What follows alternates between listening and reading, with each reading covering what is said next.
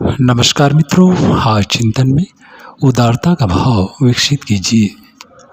जिस व्यक्ति के विचार उदार होते हैं और जो सदा अपने आप को दूसरों की सेवा में लगाए रहता है, उसके आसपास के लोगों के विचार भी उदार हो जाते हैं।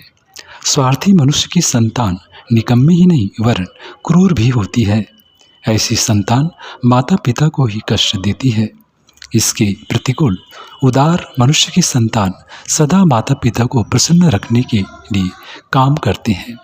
जब उदारता के विचार मनुष्य के स्वभाव बन जाते हैं, अर्थात वे उसके चेतन मन को ही नहीं वरन अचेतन मन को भी प्रभावित कर देते हैं, तो वे अपना प्रभाव छोटे बच्चों और दूसरे संबंधियों पर भी डालते हैं।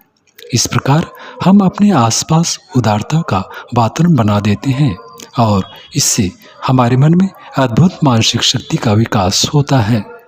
विद्या के विषय में कहा जाता है कि वह जितनी ही अधिक दूसरों को दी जाती है उतनी ही अधिक बढ़ती है। देने से किसी वस्तु का बढ़ना यह विद्या के विषय में ही सत्य है। युधिष्ठिर महाराज ने रासु यज्ञ में विदाई और दान का भार दुर्योधन को सौंप दिया था और कृष्ण ने स्वयं लोगों के स्वागत का भार लिया था। कहा जाता है कि दुर्योधन को यह कार्य इसलिए सौंपा गया था जिससे कि वह मनमाना धन सभी को दे, पर जितना धन वह विदाई से दूसरों को देता था उससे चौगुना धन तुरंत युधिष्ठिर के खजाने में आ जाता था। श्री कृष्ण सभी अतिथियों का स्वागत करते समय उनके चरण पखारते थे। इसके परिणाम स्वरूप उन्होंने अपना सम्मान खोया नहीं वरन और भी बढ़ा लिया। जब राजसभा हुई तो एक शिषपाल को छोड़ सभी राजाओं ने श्री कृष्ण को ही सर्वोच्च आसन के लिए प्रस्तावित किया। जो अपने मन को जितना दूसरों के हित में लगाता है वह उससे उतना ही अधिक पाता है, और जो अपने मान अपमान की परवाह नहीं करता वही संसार में सबसे अधिक सम्मानित होता है। स्वार्थ भाव मन में क्षोभ उत्पन्न करता और उदारता का भाव शील उत्पन्न करता है।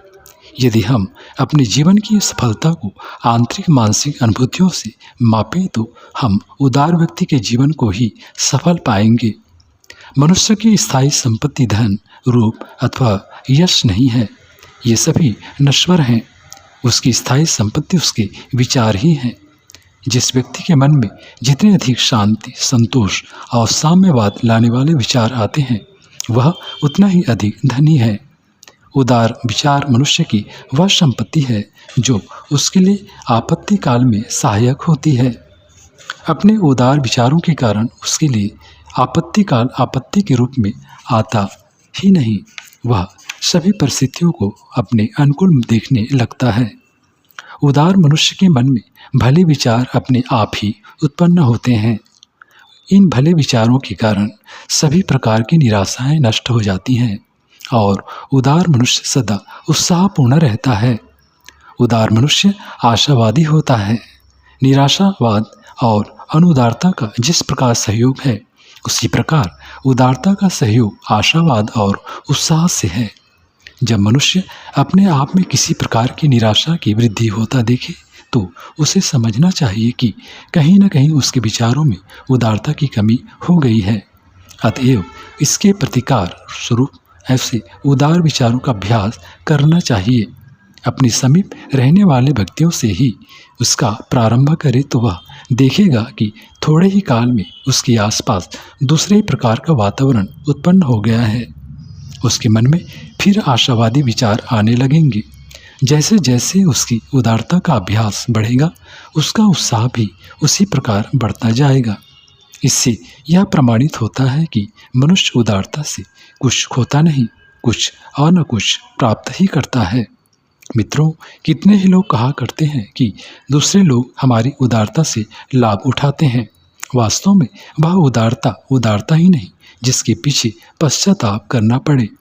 स्वार्थवश दिखाई गई उदारता के पीछे ही इस प्रकार का पश्चाताप होता है। सच्चे हृदय से दिखाई गई उदारता कभी भी पश्चाताप का कारण नहीं होती। उसका परिणाम सदा भला ही होता है। यदि कोई व्यक्ति हमारे उदार स्वभाव से लाभ उठाकर हमें ठगता है तो इससे हमारी नहीं उस ठगने वाले की हानि है।